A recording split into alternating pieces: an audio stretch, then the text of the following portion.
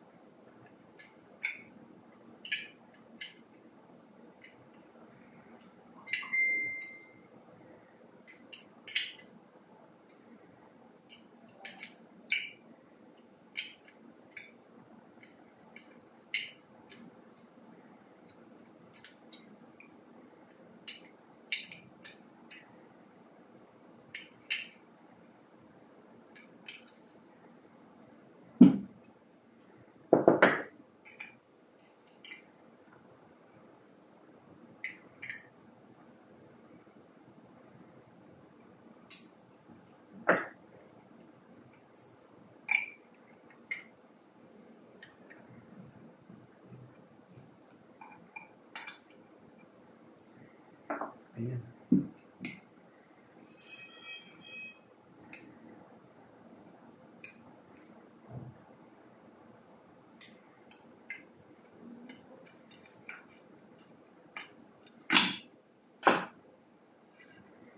So, ayan na siya, guys. Pag-iwalay na natin. So, ayan. Oh, ayan na. Yan. Dito tumatagas, guys. Dito. So, yan, guys. Yan siya. Okay. Oh.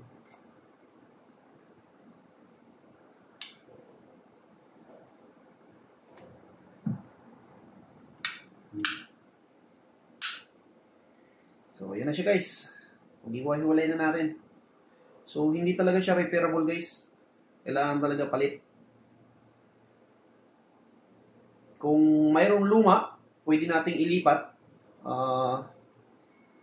Kasi ang problema lang naman ito. Dito sa loob. Kasi silyado Yan o. Tapos may konting bearing. Yan. Goma siya Goma. Yan. Tapos sa loob may bearing, guys. Yan. Goma siya Seal. Maliit na seal, guys. So, yan lang ang naging problema, guys. Palit na to. 1,200 na, guys. Yan. So, ito napag-ano natin,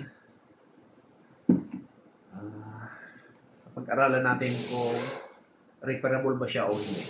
So, ayan. So, nakita nyo naman paano natin siya binaklas. So, hindi natin siya ibalik. Totally, hindi na natin siya ibabalik, guys. Yan.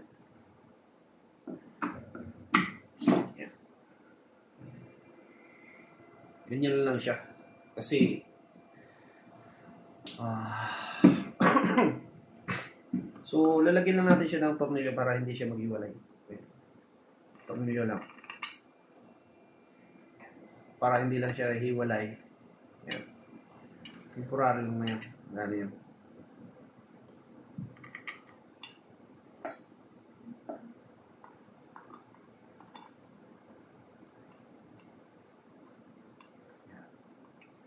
Okay, guys.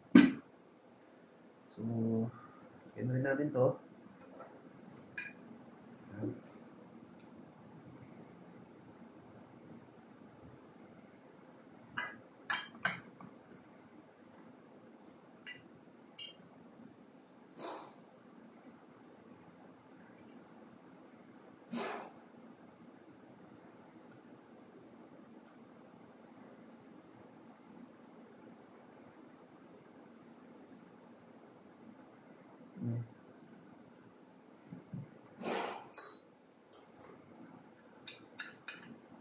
Ayan.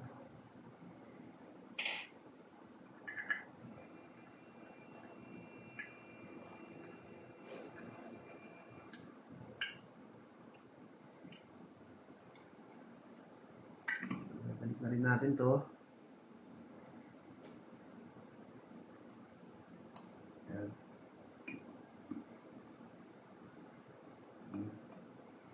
So, hindi ka naman mawawala guys. Hindi ka naman mawawala kasi ano, may guide naman siya.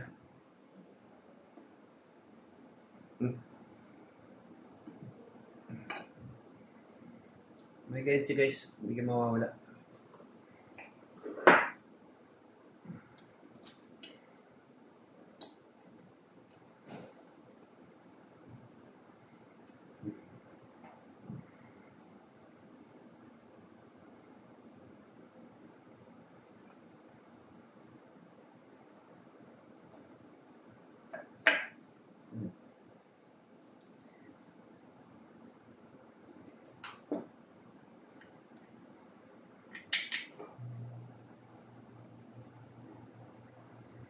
Okay. So, lahat ng to. Ay, ay, ay, ay, ay.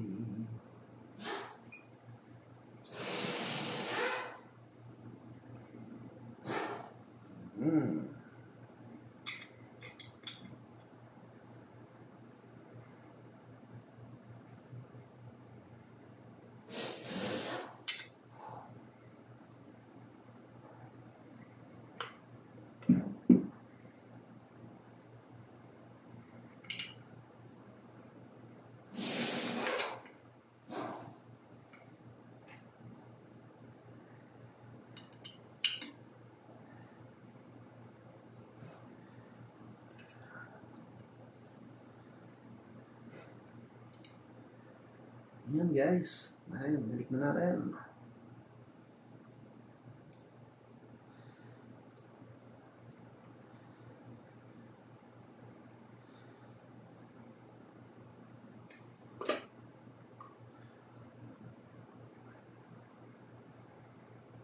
Yes. Yan.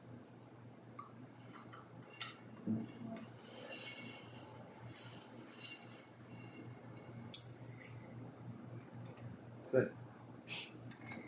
So, goods na tayo guys. Na, walang reset to ah.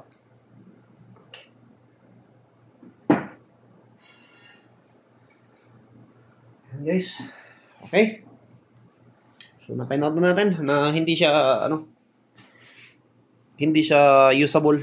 Hindi siya repairable. So, maliban lang kung may pinaglumaan na basag, pwede yun guys. Ilipat natin doon sa kabila. Kukunin natin yung pinanggagalingan ng tubig. Okay? So, maraming salamat. Bye-bye.